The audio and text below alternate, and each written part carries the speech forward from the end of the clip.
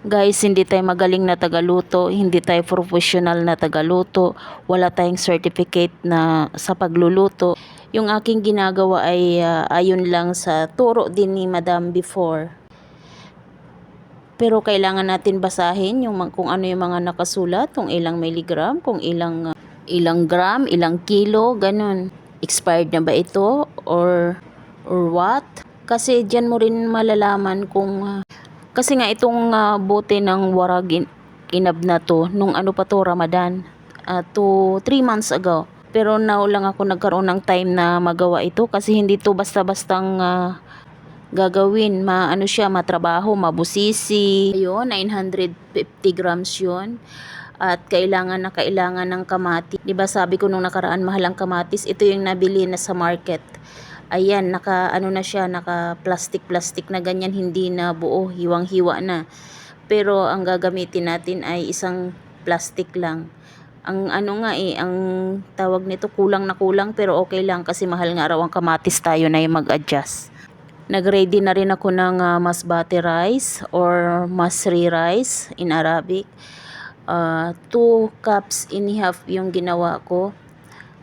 Kasi dati nung gumawa ako 3 cups yung ginawa ko, may sobra pa. Ginawa ko ng lugaw yun after nung mga ilang araw na wala akong ginagawa, ganun. Kaya 2 and a half yung ginawa ko. Hinugasan ko yan hanggang sa pumuti.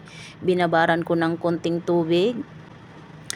Guys, pag ganyang may nalalaglag, dinadampot ko. Actually, malinis naman yung lamesa kasi nga mamaya-maya punas naman na. Tsaka aking table yan, kaya malinis lagi yan. Ganun lang lagi. Enjoy lang yung ginagawa mo. Update ko lang kay mama, ihugasan ko lang to. At maghiwa na rin ako ng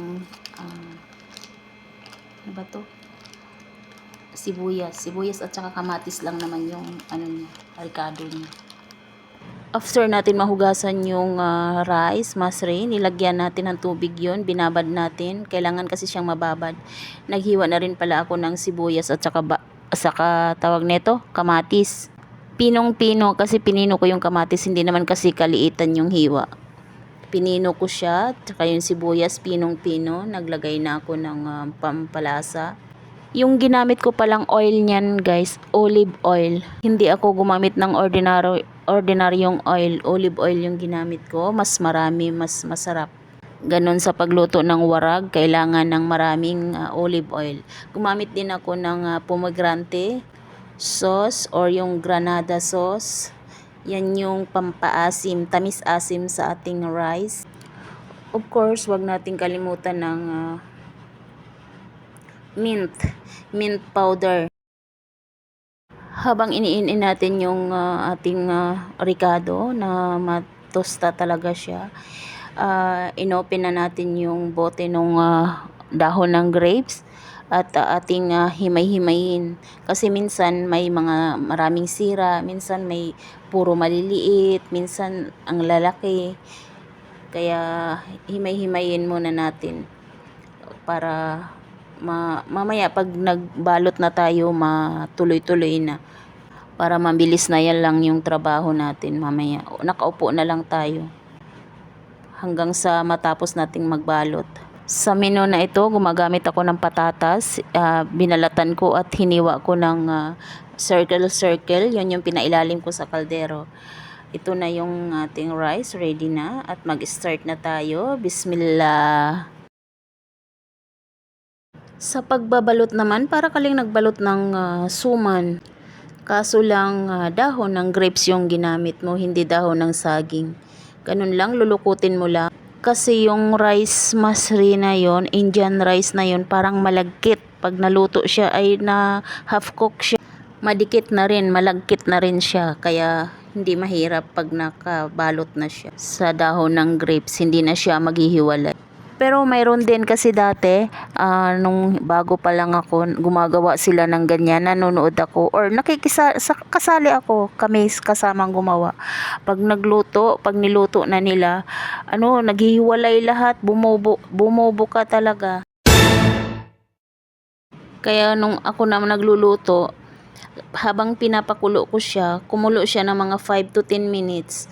Dadaganan ko siya ng pinggan kasi ito 2 oras na nakalipas. Ito pa lang yung nagawa natin, isang layer pa lang.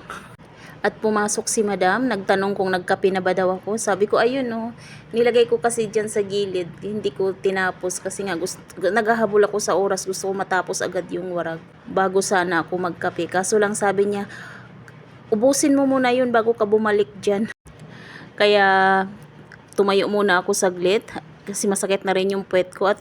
Pero hindi ko pa rin naubos yun kasi mainit nga Tinabi ko muna doon tapos binanatan kong gumawa. Gumawa talaga ako, binanatan ko siya.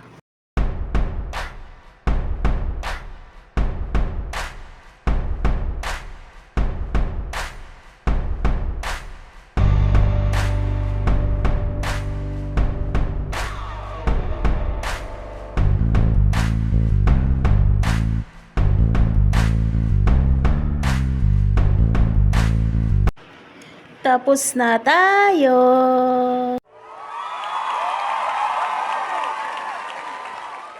Yung rice pala, eksakto lang talaga. Walang labis, walang kulang. Eksakto lang. Chamba. 7 PM ako nag-start. Natapos siya 10:30. Kaya gagawa na tayo ng sabaw niya. Kasi lulutuin nga natin siya ng 3 hours. Nag-ready ako ng 2 cubes. Nilagay ko sa kaldero. Naglagay ako ng maraming olive oil. Hindi ako gumamit ng ibang mantika. Olive oil lang talaga para dyan sa warag inab. Hindi yung ordinaryong oil. Tapos naglagay din ako ng pomegranate or yung Dipsy Roman in Arabic. Sisimutin natin yung oil kasi sayang, mahal kaya yan. Mayroon pa naman, mag-open ulit tayo ng isa pa at dadagdagan natin ng oil kasi mas maraming oil masarap para hindi dry yung ginagawa natin. Naglagay na rin ako ng salt, konti lang, 1 kutsara at kalahati, at naglagay ako ng cumin powder. Yun lang naman yung pinaka main ingredients niya, at saka itong mint powder. Hindi pa kumukulo ang aking tubig kaya unat-unat muna tayo at sisimutin ulit natin yung oil, sayang.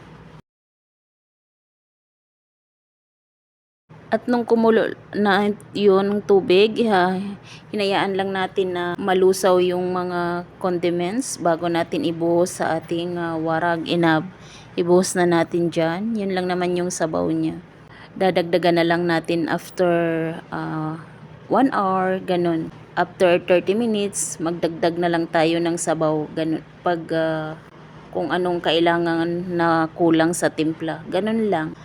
Ito yung sinasabi ko guys. Maglalagay ako ng pinggan bago ko siya sindihan. Hayaan ko siya muna siyang kumulo ng 5 to 10 minutes. Pag kumulo na siya. Kasi nga ang sabi ko kanina yung rice mastery, pag para siyang malagkit, kaya habang naluluto siya, dumidikit. I mean, hindi na siya naghihiwalay dun sa dahon, kaya hayaan muna natin siya dyan. Takpan lang natin ng konti. Tatanggalin din natin yung pinggan mamaya para ipalitan natin ng foil para talagang madali lang maluto. Ibig sabihin, init na init, madali lang. Kasi parang steam style yan kaso lang wala kami steamer, kaya dyan sa mahinang apoy lang talaga. Ipalibutan lang natin ng foil, titignan lang natin na walang singaw para maano talaga siya, maluto. Biruin mo, 3 hours natin hihintayin, ang tagal Kaya sa time na yan, habang naghihintay, na 10:30. Kaya hayaan lang natin dyan sa mahinang apoy sa loob ng 3 oras. Pero lagi mo rin siyang i-check kung may singaw or what.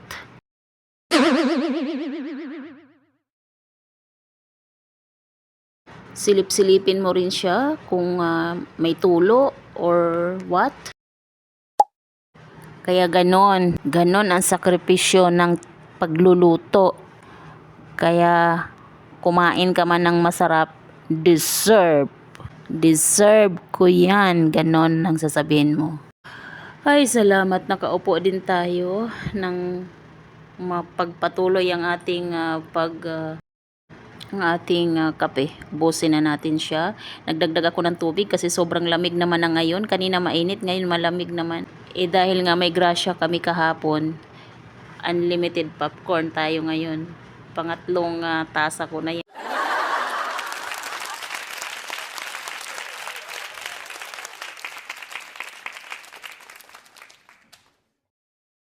At sa time na yan, lumapit sa akin si madam at nagkwentuhan kami kung anong oras, ganito, ganyan. Tapos sabi niya, gagawa na lang daw ako ng hamburger para sa dinner.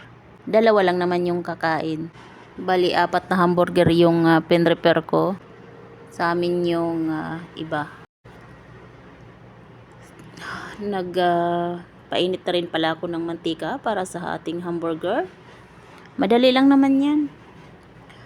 5 minutes, 10 minutes, tapos na yan. Kaya,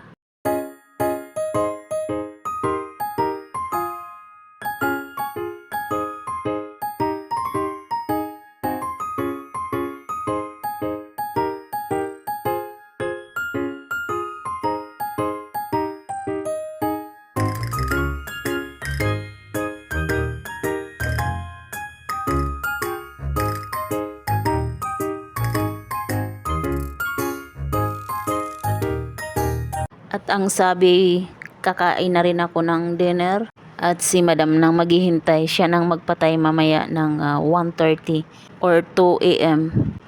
Tamang-tama kasi mahilig naman yan sila magpuy. Sa mga oras na yan ay 12 na, midnight, kaya umakyat na rin ako after that. Eto na!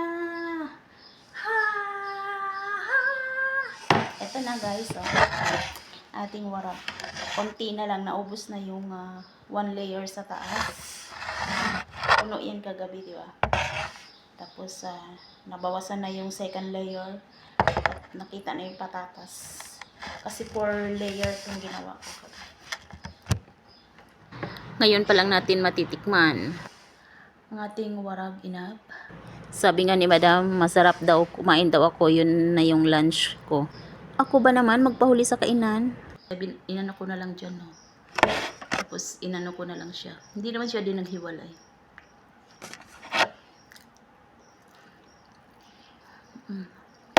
That's all guys. That's it. Thank you for watching. Love you all.